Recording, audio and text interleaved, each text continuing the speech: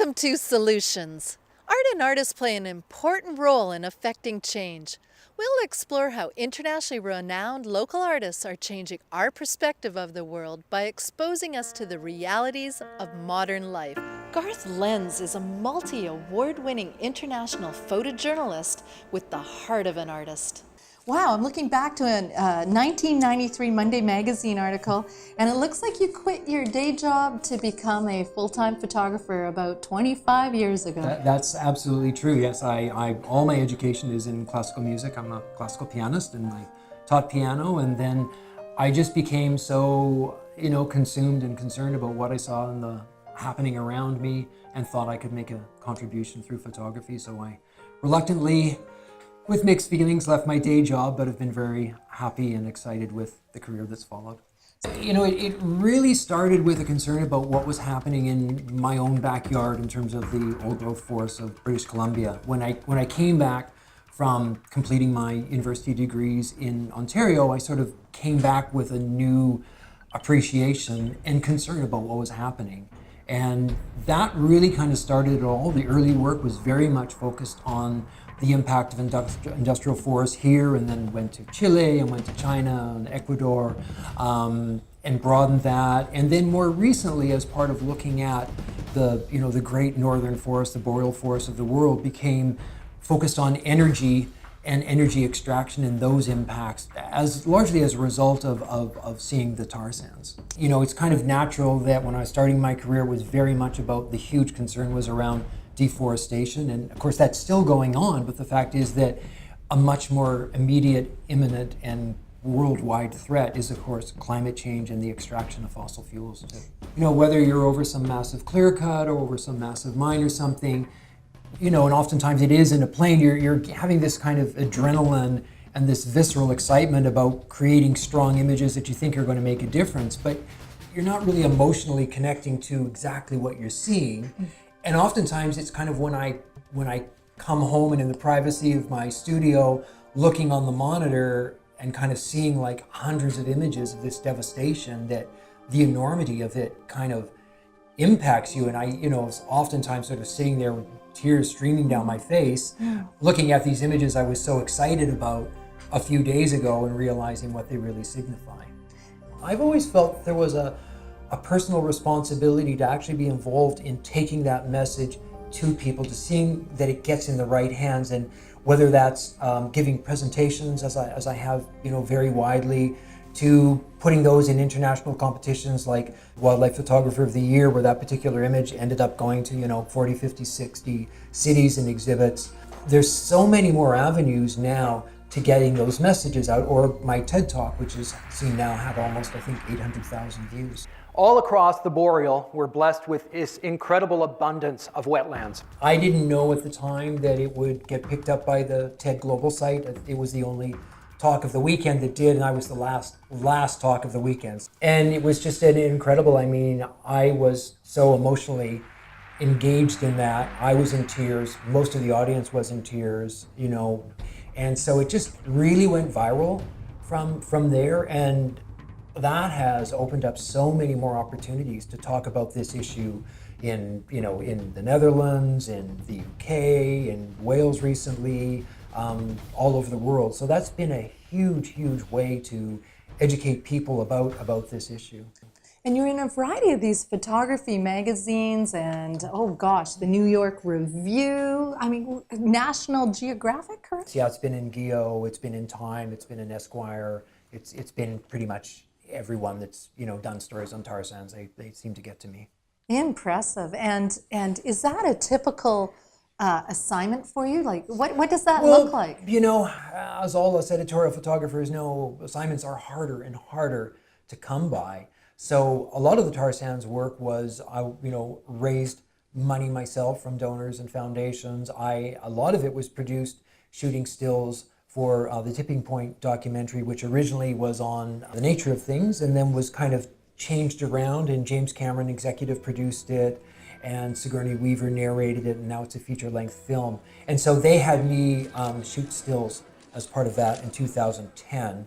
My first introduction to the tar sands was in 2005, when it was part of a very, very large like 3-month, 80 days in the field, commissioned by a coalition of environmental groups, and that was my first introduction to it. Almost all of my work is dealing with these extremely grim subject matters. The last big assignment, which was looking at the oil refinery infrastructure in Houston and in Port Arthur, and you see these just devastated communities of the most dreadful poverty right up against the banks of the refinery, and you have high rates of leukemia and a lot of other health issues. The air quality is really bad. You don't have to go to Houston. You can go to the Chemical Valley in Ontario and the First Nations community of Anjamon, which is surrounded by oil production and has incredible health issues there as well. The thing about artists is that we kind of look at things a little bit differently. And I think rightly or wrongly, sometimes the public is so used to hearing things from environmentalists, from scientists, from lawyers, that to have a different perspective, I think, is refreshing. And I think when it comes from a photographer who has spent a lot of time on the ground, I'm not sort of studying these subjects, in a sort of abstract, dislocated way. I'm right in the middle of it. I'm talking to the people who are directly affected. I'm breathing the SO2 and the benzene that they are. And so I think that you're seen as having a certain degree of integrity. And, I try to use that as best I can. Do you know of how your work has impacted any major change? It's already, you don't want to sort of claim that your picture saved this or your picture saved that. So it's hard to quantify. But I think when you have an image, like I think, that particular image has been used more than any other tar sands image. I think it's fair to say it's become maybe the iconic image of the tar sands. I think that, we all know the way still images can brand themselves into their subconscious. I mentioned, a man holding back a line of tanks, and instantly we see that image in our mind. A little girl running down a road in Vietnam. Mm-hmm. I almost can't hold back getting choked up. We all see that image and we feel the emotional connection to it. And so I think that is the incredible power of still photography in particular. Thank you so much. Yes, indeed. Thank you. Creatively United premiered Sea Blind, Sarah Roberts' policy-changing feature film in 2016. We asked Sarah how she got into filmmaking. I started going to the Arctic as a 20-year-old. All I had was an engineered underwater camera, and I slipped underneath the Arctic ice. I'd always wanted to do that, to see underneath the ice sheet what was there. And I saw the seals, the harp seals, narwhals, belugas, and was smitten. And after that, I knew that I wanted to spend my life telling stories about the Arctic ice. And I've been doing it now for almost 30 years. So there's not many places, geographical areas in the world where you can see so much change within such a short period of time. Oh man, this is what the Arctic's all about, mostly weather. Arctic Tale really was a film from the animals' point of view, from the bears and the walruses' point of view, and what it was like for them to experience climate change. But we wanted to show what their reactions were and their adaptations were as they were going through 7 years of their lifespan. It was made for kids and was really one of the first films to be put out for families to talk about climate change. If your mom and dad buy a hybrid car, you'll make it easier for polar bears to get around. It was actually a very serious film, even though it used animals to tell the story. I used the animals as metaphors for us. And what the animals were going through, of course, is what we would have to learn to go through as well. And it was a really great film, made in Hollywood for families and got a great distribution. And then just recently I made Sea Blind, a completely different film about the global political situation in the Arctic. Because the ice is melting, now the Arctic is open to a lot of exploitation from resources and from shipping. The movie Sea Blind is about how the northern hemispheric shipping might be rerouted through the Arctic and what the consequences to that are. Sea Blind is really about the price of shipping our stuff. I'll put some stuff over there. You put your stuff over there. I'm putting my stuff over here. Here's another place for your stuff. Hey, we got more places than we've got stuff. We're gonna have to buy more stuff. And what we get at in the film is about pollution and emissions, and how much emissions is actually put into the atmosphere because of shipping. Global shipping is using, I think, somewhere over 400 million tons of fuel. That's quite a lot.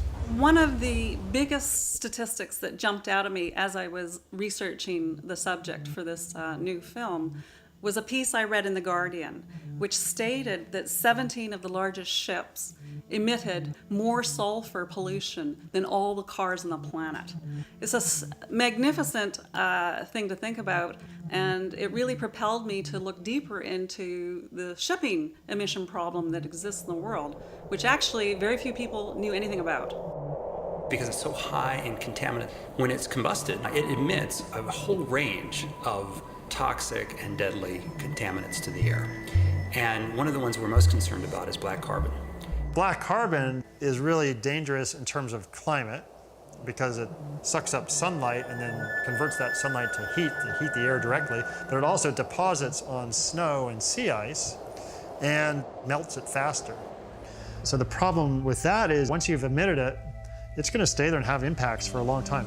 Yeah, shipping really is a secretive industry, hidden away from us, and very unregulated, as it turns out.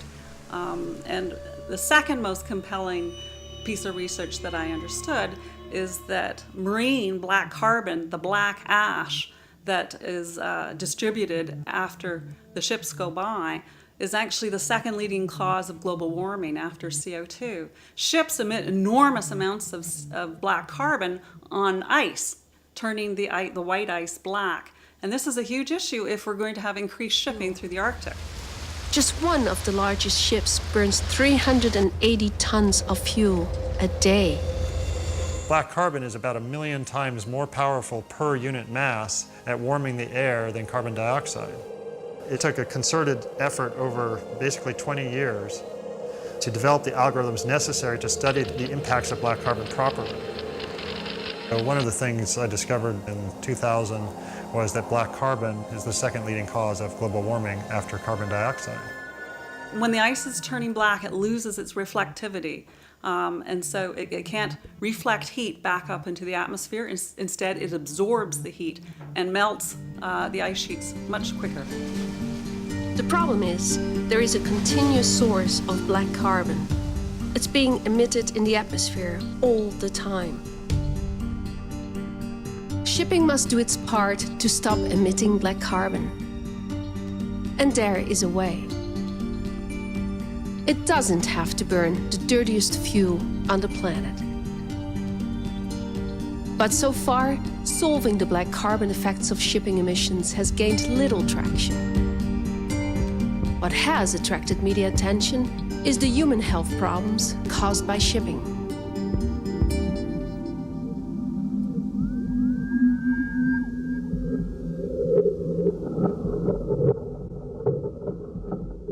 The emissions that come out of a ship's smokestack don't just stay out there in the ocean. The wind blows them on shore, and then it becomes part of the mix of pollutants that we breathe here on land, even if we're hundreds of kilometers inland. This air pollution causes about 50,000 premature deaths in Europe. That's a total cost, together with diseases, of $72 billion a year alone in Europe. And we can see that regulation reducing these costs will be very cost efficient. It will be much cheaper to avoid the pollution than to live with the health costs. But the shipping industry does not pay for the healthcare costs of its pollution. We do. The shipping industry burns the cheapest, dirtiest fuel on the planet. In movie making, we're really informing and teaching people about very complicated issues and ideas, really through a visual storytelling medium. And I've been able to do that with all my films, I think mostly because the Arctic is really such a compelling place. It looks fantastic visually. The landscape is so mysterious. So Sea Blind was a really interesting piece that I was able to introduce into politics. I showed it at the Paris conference, climate conference, and learned at the Paris conference that hardly anyone knew about the black carbon issue, even at a very high political level. And then we were able to present the film in various European parliaments and get MPs and politicians to listen to it and to really affect change within their separate countries about how to regulate sulfur and black carbon. And in fact, many countries are saying we should not be able to burn the heavy fuel oil in the Arctic through any kind of shipping there. This viscous residual gunk that really is the bottom of the barrel of all possible fuels. This stuff should not be burnt. This stuff is revolting. It should not be burnt. We can do better than that. So this is something that's just being considered by the global international marine community, and there's tremendous pressure around the world to make it happen. It's already happening in the Antarctic. They're not allowed to burn this type of fuel in the Antarctic, so it's something that's been done before. We see how to do it, and we need to do it in the Arctic right away. We got 60 CEOs from the Netherlands onto a ship in Svalbard in northern Norway, and we were going to take them out onto the ice to see the melting glaciers in Norway. And afterwards, we sat them down and made them do workshops, working with each other with 5 different sectors of CEOs, energy, transportation, all working together and figuring out how they're going to meet the 2-degree challenge that in fact all industries and all people are obligated to make. How are we going to basically cut our emissions by 50%?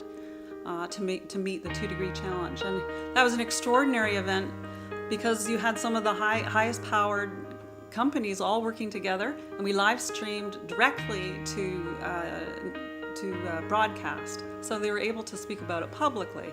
It's very unusual. We wouldn't do that here in North America. Originally from Cortes Island, David Ellingson is an internationally recognized fine art photographer whose work is in galleries worldwide. David Ellingson, your work is so evocative and beautiful. I get lost looking at your images, and then I find within the image something that just jars me. I think that was intentional, wasn't it? Yes, it was. Yeah, that's definitely a tactic or tool that I like to use in my work. And especially the landscapes that you spoke of. My very first series is called Future Imperfect, are exactly that: big, large, beautiful landscapes, all from BC here, with the human figure inserted into the landscapes there as well. Tell us why they're nudes and what you're trying to say. Well, with that series, the title of the series, Future Imperfect, it perhaps speaking to what may be coming down the line for us in the future as human civilization and the human race. And so I wanted to put the human figure back into these vast landscapes, and the vast landscapes speak to the ultimate power of the environment and of the natural world over the humans. And it's essentially putting ourselves back into sort of a sense of perspective with where things lie. And your skulls, tell us about that project. I found that was like just jarring, like so simple yet so compelling. Yeah, that's my most recent body of work, and that series is looking at combining again humans and the natural world, looking at the collision of the natural world and our positive aspects of human civilization, and trying to find a way to navigate or suggest a way to navigate through current crisis, which is using the human skull as a symbol of perhaps our greatest achievements, things like science and medicine. And combining those with again remnants of other creatures from the world, and making a lot of these things, some of them like these ones here, making them into these sort of masks that reference ancient cultures that did live more in harmony with their environment. And I'm looking at using those as sort of a symbol of something that I'm suggesting we need to look at to, again, sort of reinterpret and bring back into our culture as a way to help move forward. Tell us what's coming up. I'm in a show right now at the Museum of Nature in the Netherlands with The Last Stand. That series was photographed on my family's land on Cortes Island, and It started out as a documentary series about the large old growth stumps that are all over BC. Any British Columbian knows those, on site. And also looking at my family's part in all of that, because the trees that I photographed, or the stumps that I photographed, were originally taken down by my grandfather and great uncle. So looking at personal responsibility and one's own history within what's happening in environmental crisis, and sort of the roles that we all play in it. I mean, my work is definitely all based on all of the work that the scientific community does, and that's where I get all of the inspiration for my work. And I believe that we need to approach things based on the science for what's happening right now and facts. But also we need to, if we're going to address this in a complete way, I think we need to address it in an emotional manner, and that's where the arts come in. And I think that the scientific community and the artistic community are perfectly poised to meet together and make work that really opens people's eyes and hits them on an emotional level.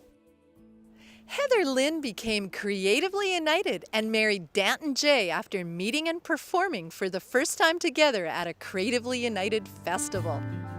So I'm actually just one part of a bigger project called the Decades After Paris project. My husband and I started this a couple years ago, just after getting back from the New York City People's Climate March, which happened in New York City with 400,000 plus other people. $1 here, $1 there. What would you pay for a world that's fair? And when we went to that march, our first time going to a march like that ever, we thought, what can we do to help contribute to the movement, to the cause of acting on climate change? And so together we decided that let's put together an album that can really be, the focus of the album could really be raising awareness of climate change and creating dialogue between groups of people who have differing perspectives on it. Tell us more about where your music's going. Yeah, so our first album together, Decades After Paris, 32 minutes is a story from the People's Climate March to the Paris Climate Conference, and then decades after that. And it's had quite a lot of success. We've been playing for school groups and at rallies and for private functions. And now we're really starting to feel, even though our story goes into the future, we're starting to feel the impacts we expected to see decades into the future. We're feeling them now. We are carried away, seeking more, we're carried away. So now we're starting to examine what is really going to mobilize people to come together to solve this challenge. What I had seen a lot in my career was people giving presentations, people observing them, and not really necessarily feeling motivated all the time because the information they received was not really touching on their emotional, what should be their emotional reaction to the subject matter. So our music is meant to do that. This topic of climate change is something that we have to come to terms with in the sense of grief as well. So the way things were is not the way things are going to be. And as we know, there's a lot of division in the world. So we're starting to reflect on, the escalating nature of these challenges and our need more so than ever to come together to solve them. There is a sense of needing to mourn the loss of what we've had and to come into this new space and figure out how to function in a new world. And are you working with other people like Holly Arnson? That is something we're exploring right now. Holly and I have worked together for years. I've been a backup singer and I'm a Voices of Nature alumni. I was a student at the time she was beginning her programming. And I'm very excited to see what Holly's been doing. She continues to produce amazing work, and I'm really privileged to be a part of it. So Decades After Paris and Voices of Nature are sort of teaming up in the next while, and we're just exploring that now too. We had them at Creatively United, and they almost took the roof off. It was so good. Oh, they're just full of energy. And when Holly brings the children up on stage that she's been coaching and working with, and the educators who are just so passionate about the topic and the music, it's pretty magical. I think that the real space for collaboration is between the people who really value having music in their space that don't necessarily have the capacity for doing this sort of thing, and groups like Holly and Kevin's, the Voices of Nature, and Decades After Paris. And Danton and I have found ourselves most recently in a few classrooms in schools singing our Decades After Paris music, and then having a conversation with the youth about what it means to their future to have a future with climate change, and what they're excited about in terms of career opportunities and sustainable economy and these other kinds of things. And I know that Holly and Kevin are just in there with the kids exploring, for example, marine ecology and the importance of salmon in our ecosystem. So lots of collaboration to be made between the arts and with artists and other artists, but also artists with community members, local government and schools, and the corporate world as well. One of the things that I reflect on in a new song we're going to be releasing in the next year is certainly the connectedness we have through things like social media, but then this tension about how do we really feel about these things when it's not exactly impacting us in the moment, but maybe it will impact us soon enough. You have a song called Apocalypse Sky, I think is what we're going to call it. It's still in development, but yeah, that's one of the ones.